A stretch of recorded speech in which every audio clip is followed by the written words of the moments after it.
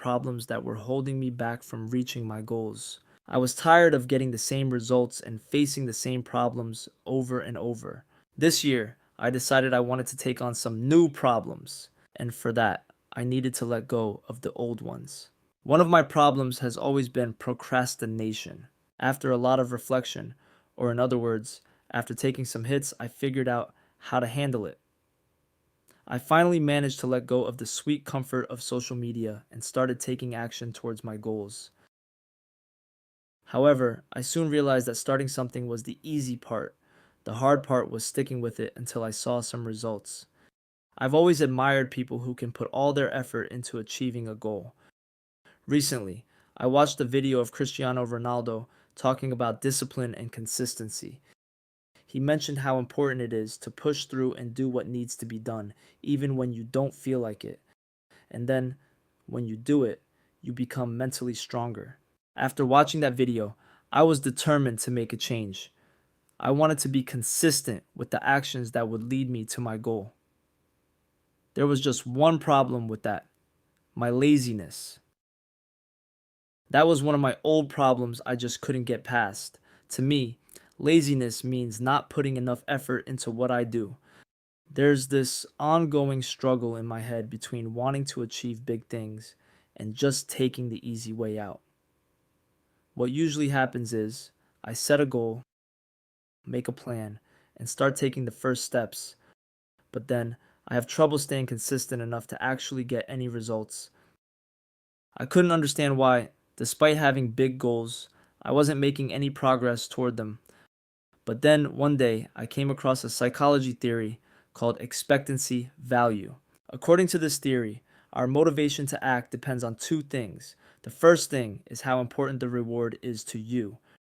For example, running 1 mile to earn $10 might not be very motivating, but running 1 mile for $1,000 is a lot more appealing.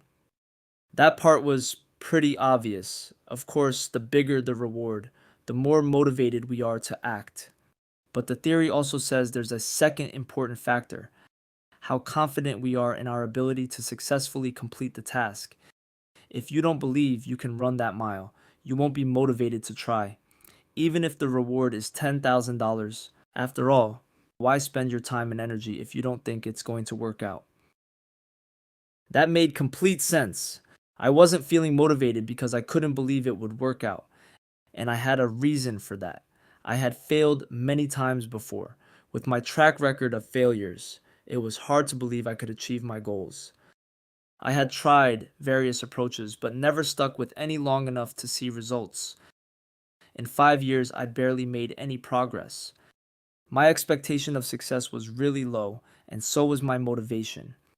But after a while, I realized I was looking at things from the wrong perspective. Once I adjusted that, everything changed. Before, I saw mistakes as proof that things wouldn't work out. Now, I see that the way to get it right is by getting it wrong first. Let me tell you a story. In the 1870s, Thomas Edison was working on developing the incandescent light bulb. However, he had a problem. The materials tested for the bulb had low durability. After thousands of experiments without solving the issue, one of the team members expressed some frustration over not having discovered anything yet. But Edison didn't see it that way. To him, they had discovered thousands of ways that didn't work. Thomas Edison found the solution to his problem after failing thousands of times. And here I was, giving up after the third attempt. This thought hit me hard. What if I wasn't actually failing, but just quitting before it had a chance to work? After that, I started seeing my failures as part of the learning process. It took me 4 months to create the first video for this channel. The result, after almost a month of being posted: 3 views.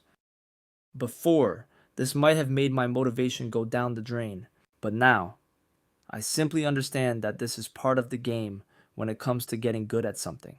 Every failure brings us closer to success as long as we're willing to learn from it.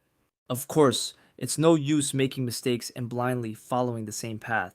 What changed the game for me was that after a bad result, I developed the habit of stopping to analyze why it happened and thinking of a way to do things differently. I finally accepted my mistakes and now I look for signs of progress. Even if things didn't turn out perfectly, is the result getting better? That's the real question.